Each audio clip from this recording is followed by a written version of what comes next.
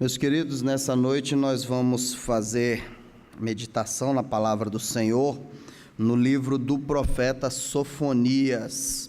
É ali o quarto livro, chegando ali no Novo Testamento, voltando no Novo Testamento para trás, ele é o quarto livro, profeta Sofonias. Peço aos irmãos que abram, mantenham aberto. O livro tem 3 capítulos e nós vamos ler um pedacinho de cada um dos 3 capítulos.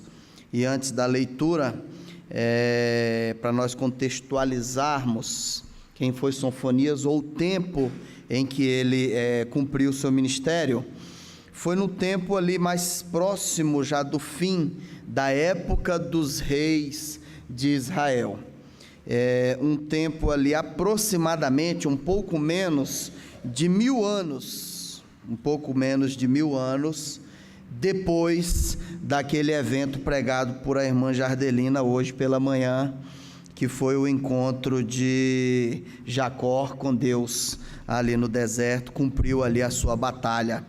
Então, um pouco menos de 1000 anos à frente desse tempo, nós estamos defronte agora dos profetas. Interessante, meus irmãos, que se formos pensar nas palavras de Jesus Cristo, que disse: onde abundou o pecado, superabundou a graça, nós vamos encontrar no tempo dos profetas do Velho Testamento que eles transcorreram durante um pedaço de tempo muito curto em relação a esse tempo transcorrido da história de Israel, de quase 1000 anos. Não que a história tenha só esse tempo, se nós formos contar desde Abraão, o tempo é muito maior, mas desde ali Jacó até aqui, cumpriram ali de 800 anos, um pouco mais.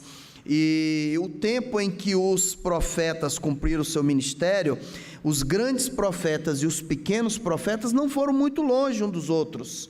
Se nós pensarmos os grandes profetas, Isaías, Ezequiel, Daniel, Jeremias, todos eles foram contemporâneos, muito próximos. Isaías cumpriu seu ministério já no finzinho do tempo dos reis também, mas Ezequiel, Daniel e Jeremias foram do mesmo tempo. Todos eles foram contemporâneos ali daquele período pré-cativeiro babilônico e do período do cativeiro da Babilônia. Também destes, grande parte dos pequenos profetas desse período, e Sofonias ali que teve o seu ministério iniciado no tempo do rei Josias, que foi um bom rei, mas que estava intercalado por péssimos reis.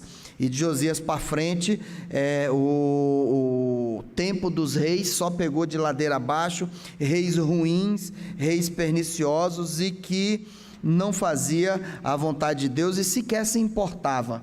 Nós vamos terminar o tempo dos reis lá com Zedequias, um péssimo rei, um rei adúltero, um rei corrupto, um rei que tinha abdicado totalmente de crer em Deus.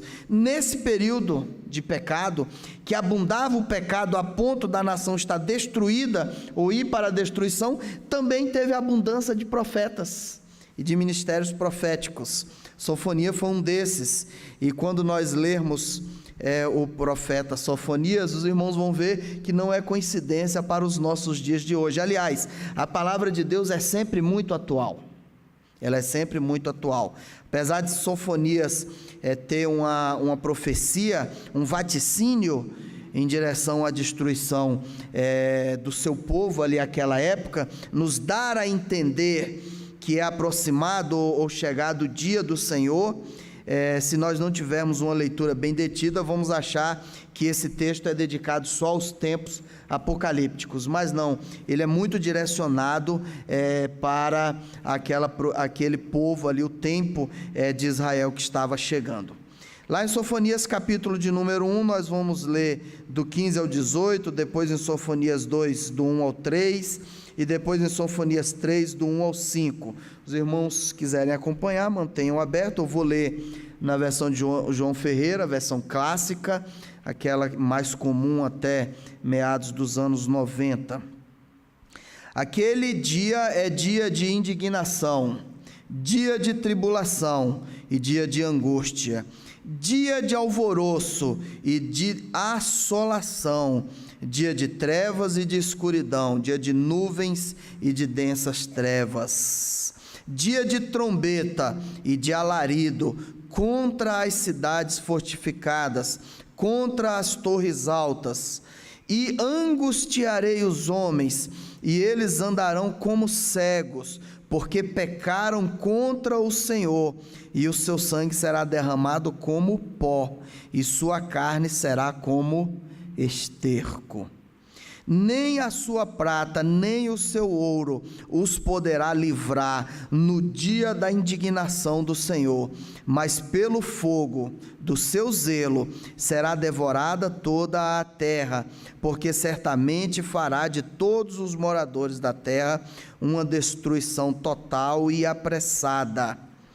Congregai-vos sim, Sofonias 2, congregai-vos sim, congregai-vos, ó nação, sem pudor, antes que o decreto produza efeito e o dia passe como a pragana, antes que venha sobre vós o furor da ira do Senhor, sim, antes que venha sobre vós o dia da ira do Senhor, buscai ao Senhor, vós, todos os mansos da terra, que tendes postos por obra o seu juízo, buscai a justiça, buscai a mansidão, porventura sereis escondidos no dia da ira do Senhor?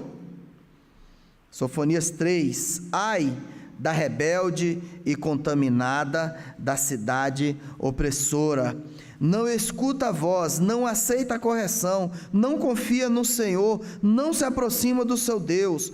Os seus oficiais são leões rugidores no meio no meio dela, digo. Os seus juízes são lobos da tarde, que nada deixam para o dia seguinte. Os seus profetas são levianos, homens aleivosos. Os seus sacerdotes profanam o santuário e fazem violência à lei. O Senhor é justo no meio dela, ele não comete iniquidade. Cada manhã traz o seu juízo à luz, nunca falta. O injusto, porém, não conhece sequer a vergonha. Essas são palavras do profeta Sofonias, em dias muito difíceis do povo de Israel, são palavras voltadas ali ao fim, principalmente, da era dos reis, e então agora já profetizando o cativeiro babilônico que se aproxima. Antes do cativeiro babilônico, inclusive, Israel aqui enfrentou uma invasão dos citas, mas que não foi grandes coisas, e depois veio o cativeiro que humilhou o povo. O cativeiro babilônico destruiu as cidades fortificadas de Israel, só deixou na terra os pobres miseráveis, aqueles que não tinham estudo, conhecimento, não tinham posses, os velhos, os doentes e aqueles que não podiam ser utilizados na Babilônia. Esses são os humildes e os remanescentes, que o livro de Sofonias vai falar em outros trechos, que nós não lemos, mas que os irmãos fizerem leitura em casa vão conhecer. Queridos, o Senhor está firmemente no controle do mundo. O Senhor nosso Deus não perdeu o controle, como alguns de nós podem imaginar, ou alguns aí da sociedade imaginam. O nosso Deus está firme no controle de tudo. Toda essa situação é descrita por Sofonias e que nós estudamos nos 3 primeiros meses desse ano na escola bíblica. As classes de adulto estudaram sobre os reis de Israel, sobre a monarquia, e nós vimos ali o povo deliberadamente se afastando do Senhor e abraçando o pecado, e os demônios e os deuses pagãos oferecidos a eles ali. Mas ainda assim, não podemos imaginar que o Senhor Deus perdeu o controle. Todo esse povo age como um circo de pulgas. Eu não sei quantos dos irmãos já viram um circo de pulgas, mas na verdade é um tabuleiro fechado, onde as pulgas não podem pular para fora, senão seria terrível para quem tenta assistir. E elas ali dentro estão achando que fazem o que querem, mas elas estão sob uma redoma de controle do seu dono, do seu Senhor. Assim como estes. São como feras que são enjauladas e colocadas dentro de um recinto fechado. Por mais que ali dentro a fera ache que ela é senhor ou senhora, como um leão enjaulado, mas ainda assim ela está sob controle do seu Senhor. Assim é o mundo. Ele se imagina como um circo de pulgas, ou como uma fera enjaulada, que se você botar a mão vai lhe morder, vai lhe machucar, mas ainda assim é controlada pelo seu dono, pelo seu Senhor. Apesar da aparência, queridos, aparência de completo descaminho para o mal, apesar da aparência total de perversão moral, apesar do firme propósito de destruição da família, apesar da desonestidade completa, da usurpação do alheio, apesar do completo afastamento de Deus, Deus continua sendo Deus e nada mudará isso. Amém? Sofonias ou Sofonias, depende como vamos fazer a leitura, era tetraneto do rei Ezequias, é mais aceito como tetraneto de Ezequias, e mesmo de sangue real, recebeu o espírito profético, conhecia de bem perto a corte, apesar de ele não ser da linha sucessória, ele era das linhas dos príncipes. Mesmo assim, ele de dentro da corte recebeu do Senhor espírito profético, e sendo assim, ele sabia de perto, de experiência própria, o completo afastamento de Deus das pessoas que compunham ali o governo, ou das pessoas que eram os líderes do povo. Ele sabia do apodrecimento espiritual e do consequente afogamento no pecado daquelas pessoas, que eram os líderes que deveriam dar exemplo. Ele conhecia imoralidade, inclusive no meio dos sacerdotes, imoralidade, feitiçaria, mudança da natureza amorosa sexual, que nós vemos nos dias de hoje tão fortemente, roubos, corrupção, desrespeito, e toda sorte de pecados eram o dia a dia que ele presenciava. A gente lembra de alguma coisa, queridos?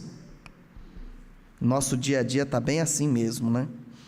Queridos, uma coisa que era interessante na época do Império no Brasil, e o Império não durou muito tempo, Dom Pedro I e II, os imperadores do Brasil, esses dois Dom Pedros, quando eles foram consagrados ali no seu trono, eles recebiam o título de protetores do Brasil, defensores da pátria.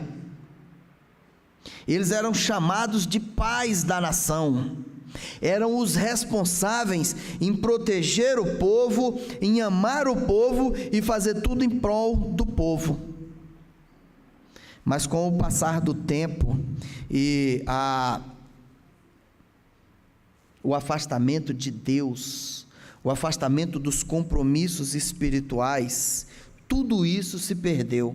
Mesmo que na vida daqueles homens isso fosse um mero título, ainda assim demonstrava um certo respeito por Deus.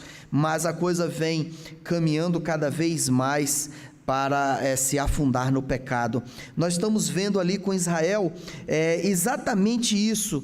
A corte, as pessoas que eram da linhagem real, que vieram da linhagem de Davi, inclusive, que deveriam ser os grandes representantes espirituais, os líderes que conduziriam o povo no caminho correto, pastores daquele rebanho, eram pessoas que infelizmente se afastaram e se afundaram no pecado, mas não só elas, nós vamos ver que na história dos reis, Os reis foram iludidos e ludibriados pelos ricos e poderosos. Os ricos e poderosos de Israel, eles compravam favores do rei e favores dos sacerdotes. E os sacerdotes, muitas vezes, quando iam julgar entre duas causas, eles faziam também o papel de juiz, e eram famílias, uma família rica e uma pobre. Ele primeiro já tinha uma audiência com a família rica antes, para ver se ia chegar um agrado, para que ele pudesse então ter um discernimento maior na hora do julgamento, ou seja, favorecer aquele que lhe deu um agrado. Os sacerdotes já agiam assim. Os homens que deveriam representar o povo diante de Deus e trazer a palavra de Deus ao povo. Queridos, apesar de Sofonias ter recebido o seu ministério no tempo do rei Josias, que foi um bom rei, e que promoveu reformas espirituais muito importantes, e reformas de Estado, baseados na vontade de Deus, ele viveu numa época de aprofundamento no pecado e afastamento de Deus. A sua mensagem precedia o cativeiro babilônico, porque o povo, agora também dentro de casa, estava agora ajuntando as suas imagens de escultura, e o povo nessa época já adorava, ou continuava adorando, ou passou a adorar muito mais ainda a Moloque. Algumas versões bíblicas, com seus tradutores, eu não sei porque que os tradutores fazem isso, chama de Milca, de Milcom, de vários nomes aí, cada uma versão da Bíblia vai chamar esse deus pagão de um determinado nome, mas esse é o deus chamado de Moloque, dos antigos, da terra que foi conquistada por Israel. Moloque era senão um deus pagão, um demônio que se traveste de Deus, em que ele gostava de receber as oferendas físicas, ouro, mas principalmente era conhecido como devorador de almas. Moloque é aquele que passou a exigir dos seus seguidores o sacrifício de crianças, que os pais levavam as suas crianças inocentes, como nós temos aqui as nossas crianças. Nós que somos pais, nós damos a nossa vida pelos nossos pequenos, entramos na frente de um caminhão para não acertar o nosso pequeno, mas aqueles iludidos por Satanás levavam essas preciosidades tão lindas, indefesas, entregavam para um sacerdote de Moloque, que pegava aquela criança e jogava dentro do fogo, da fornalha, e a criança começava a gritar, mas os gritos não demoravam muito. Aquela fornalha era extremamente ardente, e enquanto aquelas crianças choravam, aqueles se regozijavam, louvando a esse demônio. Isso era a espiritualidade do povo naquela época. Moloque era acompanhado de outras criaturas horrendas, algumas denominadas deusas, e entre elas, a sua função principal era ter sacerdotisas, que na verdade eram prostitutas espirituais, que eram responsáveis em conduzir o ritual de orgia em honra a esses deuses pagãos. Queridos, e hoje quando nós vemos o crescimento assustador da homossexualidade, o crescimento assustador da destruição da família e do sexo livre de crianças e adolescentes muito novas, muito jovens, já dados a essa besteira de namorar, de dizer, não, eu sou uma pessoa independente, meu pai, minha mãe não... Tudo tem tempo. Nós precisamos entender que Deus, Ele criou uma cadeia certa de tempos e de acontecimento para as coisas que o homem deturpou. O homem mudou a natureza de Deus entre macho e fêmea, e agora vai se criando opções de Moloque. Será que é isso que nós queremos? De maneira nenhuma. Nós não queremos estar afastados de Deus, não queremos ir para um cativeiro, mas a palavra de Deus é urgente. Nesse tempo o povo de Deus já não confiava mais em Deus, Haviam partidos de diferentes correntes, já existiam no meio de Israel. Nesse tempo aqui, o povo já não confiava em Deus, de forma que havia uns que queria a proteção do Egito, e outros que queria a proteção da Síria, principalmente com a saída de Josias, depois com Amós e com Manassés e outros reis terríveis. E eles ficavam entre, não, o Egito é melhor, a Síria é melhor, e Deus? É como se nós tivéssemos aqui uma guerra entre os nossos estados, o DF bem no meio. Não, vamos pedir proteção a Minas Gerais, não ao Goiás, não ao Rio de Janeiro, não a São Paulo. E Deus, onde é que ficava aqui? Por isso o povo, como nós conhecemos, acabou pagando com as suas vidas, com os seus bens, com a sua liberdade. Famílias inteiras foram levadas cativas para a Babilônia, mas muitas separadas, o pai jogado para um lado, a mãe jogada para o outro, as crianças foram ser servas, e muitos desses nunca mais nem se viram.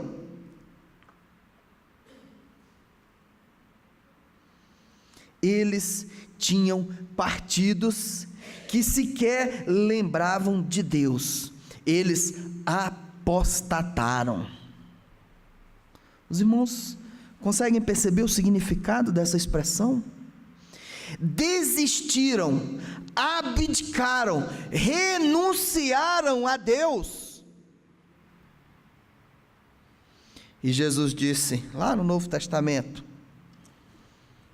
cerca de quase 500 anos depois disso aqui, um só pecado é suficiente para levar para o inferno, e esse não tem perdão jamais. É a não aceitação a Cristo e a não tendência ou a não obediência ao chamado do Espírito. Quando o Espírito toca fortemente no coração para que a pessoa se converta e venha, e essa pessoa não aceita, ela abdica, ela renuncia, ela não aceita, não quer Deus, não lhe resta outra alternativa, senão estar propícia a Satanás cirandar com a sua vida, e ter todas essas tendências. Queridos, a época desse livro profético, o povo de Israel estava vivendo apostasia completa, corrupção, inclusive com adoração a esses deuses malignos, a esses demônios travestidos de deuses. As condições morais e religiosas então prevalecentes naquela época estavam em baixas, se não tinham acabado totalmente, devido à influência maligna das pessoas e de reis, como foram Manassés e já Amós, nessa época também aqui muito próxima a Sofonias. Agora não só mais a camada governante, mas também o povo era corrupto. E nós que vivemos em dias tão difíceis, nós vemos as pessoas muitas vezes falar dos nossos governantes como se eles fossem classes ou entidades completamente descoladas do povo, mas estas pessoas saíram do meio do povo. Essas pessoas saíram do meio do povo. Uma vez o DFTV caiu na besteira de me entrevistar, ali passando naquela plataforma superior da rodoviária, e me chamou e combinou comigo uma pergunta para eu responder ao vivo. A pergunta era para responder alguma coisa da corrupção naquela época do mensalão, ainda no governo do Lula. E aí ela entrou e me fez a pergunta. Eu trabalhava de terno, gravata, então ela achou que eu era uma pessoa importante e me fez a pergunta: por que o senhor acha que no Brasil tem tanta corrupção? Eu respondi exatamente assim: porque está cheio de brasileiros. Os governantes, as pessoas que estão lá em cima, eles são brasileiros como nós e saiu daqui de baixo. É tão corrupto quanto eles, aquele que recebe um troco na padaria a mais e não devolve, aquele que entra no mercado e vê a gôndola de uva e já passa a mão numas uvas e está comendo ali, pega o pão de queijo e antes de pesar o saquinho do pão de queijo já comeu 3, quando chega lá em cima vai roubar bilhões, porque desde lá de baixo está acostumado. Quem precisa mudar não são os governantes, não. Se o povo buscar a Deus e se entregar, os nossos governantes serão queimados vivos, se for o caso. Mas a vontade do povo vai prevalecer, porque Deus está no coração. Mas se estamos nessa situação, é porque o coração do povo está como o coração aqui de Israel. Foi para o pecado, abdicou, apostatou. O profeta alerta para a chegada da ira do Senhor, e a ira do Senhor chega. A ira do Senhor chega, o juízo do Senhor chega. Como falamos no início, pode acontecer o que for, Deus continua sendo Deus e nada muda ou mudará isso. Nada. Mesmo que toda a terra instantaneamente apostate, afaste-se de Deus. Espero que nós tenhamos sido convocados, né? Mesmo que toda a terra imediatamente resolva abandonar a Deus, todos, ainda assim Deus continua sendo, jamais mudará isso. Jamais mudará isso. O profeta alerta: olha, cuidado, a ira do Senhor está chegando. E no trecho que lemos, Deus ainda na sua infinita misericórdia, já proposto a punir aquele povo, ele fala: olha, se congreguem, se humilhem, se arrependam, mudem, senão a ira virá. Deus ainda já proposto, já vendo que não tinha saída, Ele ainda dá chance às pessoas, diz: olha, sabe o que vocês têm que fazer? Se humilhar dos seus pecados, se arrependerem, buscarem a Deus, buscarem ao Senhor, entregar as suas vidas para que Ele mude esse propósito. Mas a maioria daquelas pessoas não quiseram ou não atentaram para essas palavras. Juntamente com essa advertência terrível, Deus dá o apelo, ou faz o apelo ao arrependimento. Agora é interessante nós olharmos no livro de Sofonias, queridos, que o apelo de Deus é endereçado primariamente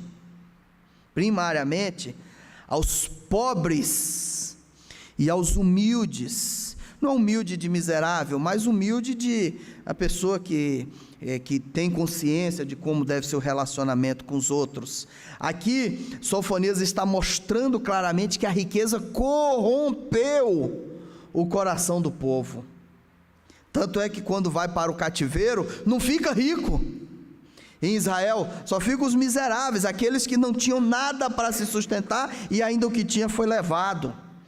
Depois Sofonias, já no capítulo número 3, vai dizer que o remanescente, os que ficaram, tanto dos que foram para o cativeiro, quanto esses que ficaram na terra, que mudaram o seu coração, ou que mantiveram o seu coração em Deus, estes não estarão escondidos de Deus, mas Deus trará à vista de todos.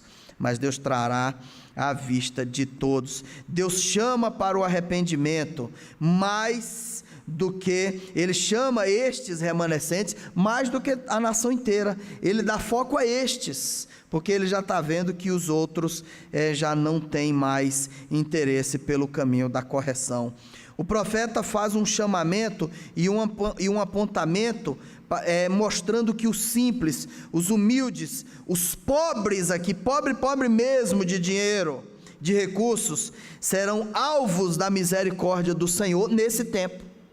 Porque neste tempo os ricos perderam o seu coração. O coração deles agora é barra de ouro, pedra de diamante, nota de dinheiro, não tem mais carne. O profeta faz o chamamento para que aqueles que se consideram humildes, que têm o comportamento adequado, aqueles que agora têm colocado as suas vidas nos pés do Senhor, estes serão alvos da misericórdia do Senhor.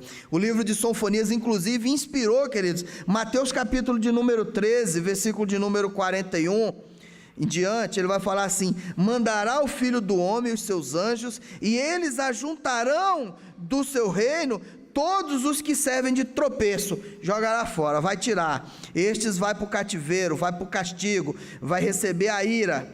E os que praticam a iniquidade, e lançá-los-ão na fornalha de fogo. Lançá-los-ão na fornalha de fogo. Ali haverá choro e ranger de dentes. Então os justos resplandecerão como o sol no reino de seu Pai, no reino do nosso Deus. Quem tem ouvidos, ouça. Termina esse versículo lá em Mateus, já fazendo alusão a exatamente esse ajuntamento que Sofonias diz, que Deus vai juntar tudo aquilo que não presta e tirar fora de Israel, e vai sofrer o castigo lá na Babilônia. É claro que junto foram alguns homens e mulheres valorosos ali, até porque tinha que temperar um pouco aquela massa ruim que foi para lá, para ver se depois sobrava alguma coisa para continuar o povo. O livro de Sofonias, ele demonstra que não adianta confiar em homens ou em outros meios de escape. Esses meios de escape, homens, não são suficientes para nos livrar dos nossos problemas e das situações difíceis. Apenas aparentemente tem alguma eficiência, mas Deus é o único que é eficaz, que é bondoso, que é misericordioso. Aliás, a palavra misericórdia deveria ser todos os dias lembrada por nós. Aqueles que não sabem, significa mais ou menos o seguinte: Deus coloca o seu coração, cordes, na nossa miséria, para entender, para ver como é o nosso tipo de pensamento, e assim agir com graça e favor a nosso respeito. Se Deus fosse apenas justiça e retidão, nós, começando por mim, já teríamos sido fulminados há muito tempo. Nenhum de nós tem valor suficiente para receber a salvação de moto próprio. Somente através de Jesus Cristo e de Deus, o Pai. Somente através do Senhor é que os homens conseguem ter uma vida real, uma vida verdadeira. Toda a vida vivida fora de Deus é mera ilusão. Mera ilusão. Em Lucas, quando ele fala da parábola de rico e Lázaro, ele vai mostrar o seguinte, que viveram, e Lázaro pelos seus motivos foi para o céu, e o rico pelos seus motivos foi para o inferno. Imediatamente após a morte começou o seu tormento, o seu sofrimento no inferno. Se sentia nas chamas, no tormento, na agonia, no desespero e sozinho. Muitos aí eu já vi alguns ignorantes espirituais falando assim: vou para o inferno mesmo, que meus amigos de dominó, de boteco, de família, está tudo lá, então lá a gente vai fazer a nossa festa. A festa quem vai fazer é Satanás, devorador de almas. Não é isso que nós queremos, queridos, não é isso que nós queremos, com certeza. Queridos, nós não temos sequer condições de imaginar qual é o terror do inferno, realmente, mas temos uma certa noção, e pelo que temos noção, é bom nós lembrarmos todos os dias, para nos mantermos vigilantes, e ajudar inclusive aqueles que estão à nossa volta. Esses aqui, os remanescentes, os humildes desse tempo, conseguiram abraçar aqueles que eles puderam, para trazer para o caminho, tanto que quando o remanescente que veio da Babilônia voltou para Israel, lá havia pessoas e tementes a Deus. Quando Zorobabel veio, quando Esdras veio, na primeira, na segunda remessa que veio, já protegidos por Dario, voltando para Israel, ali haviam aqueles humildes, aqueles pobres que ficaram, que lutaram para o seu sustento e que com muita honestidade continuaram vivendo e servindo ao Senhor. Vivendo e servindo ao Senhor. O livro nos ensina que não adianta confiar nas riquezas e nos homens. Nós temos visto o resultado dos homens. O que os homens têm de melhor é isso aí que eles estão oferecendo, e o que nós vimos na televisão. Os ricos daquela época influenciaram os governantes, e esses governantes foram para a derrocada. É o que nós vemos diariamente acontecendo conosco. Isso é um alerta, queridos. Isso é um chamamento, alerta. Deus está dizendo: meu povo, se humilhem, reconheçam o seu pecado, se acheguem a mim. Quem não se achegar, eu vou juntar e jogar na fornalha. O livro de Sofonias, ele profetiza sobre o ministério de Jesus Cristo e dos apóstolos, quando aponta para a conversão dos ímpios. Veja que Sofonias foi um profeta menor. Isso quer dizer o seguinte, que o tempo do seu, não é que ele era pequeno não, e nem a sua profecia foi de menor valor, mas é porque o tempo do seu ministério foi curto. Os profetas maiores era aquele que o tempo da sua profecia, ou do seu ministério, foi bem longo. E os profetas menores eram aqueles que tinham mensagens específicas para determinado momento, para determinado evento, para transmitir um recado especial, bem particular. Então estes eram os profetas menores. Então o livro, ele nos aponta inclusive para a redenção dos ímpios, que só viria a acontecer depois de Jesus Cristo. É o que nós estamos vendo exatamente agora na escola bíblica dominical, no livro Atos dos Apóstolos, né? Com Paulo e outros, que agora se dedicam a levar a mensagem de salvação aos chamados ímpios aqui, ou aos gentios, que são aqueles que estavam de fora de Israel. O livro nos aponta isso lá em Sofonias 2:11, 3 de 9 a 10, demonstrando que a solução só pode vir de Deus. A solução só pode vir do céu. Ninguém está imune a nenhuma das situações da vida do dia a dia. Doenças, acidentes, violência, isso faz parte infelizmente, dessa nossa sociedade. Mas devemos todos os dias buscar a proteção do nosso Deus, porque se não é Ele, nós nem sabemos, queridos, quantas vezes já fomos livres na rua, no nosso dia a dia, de situações que sequer nós vimos, mas que Deus nos livrou. Sequer vimos, mas Deus nos livrou. Caminhando para a conclusão, esse é um livro, um profeta de linguagem muito atual. Nós, como povo de Deus, devemos ter uma atitude e militância no bom sentido, atuação diferente, totalmente diferente do povo que se chamava povo de Deus naquela época. Nós precisamos ter uma postura de representantes de Deus, de filhos de Deus. É o que o livro de Sofonias, em outras palavras, chama a atenção para aquele povo e nos dá o exemplo. Lá em Sofonias 3, o remanescente de Israel não comerá iniquidade, aqueles que se mantiveram, não cometerá iniquidade, aqueles que se mantiveram firmes diante do Senhor, a partir do versículo 13, nem proferirá mentira, e na sua boca não se achará língua enganosa, pois serão apacentados e se deitarão, e não haverá quem os espante. Olha a proteção do nosso Deus, olha a promessa. Canta alegremente, ó filha de Sião. Sofonias fala a Jerusalém. Canta alegremente, filha de Sião. Hoje podemos falar isso das igrejas. Canta alegremente, rejubila, ó Israel, rejubila, povo de Deus. Regozija-te e exalta de todo o coração, ó filha de Jerusalém.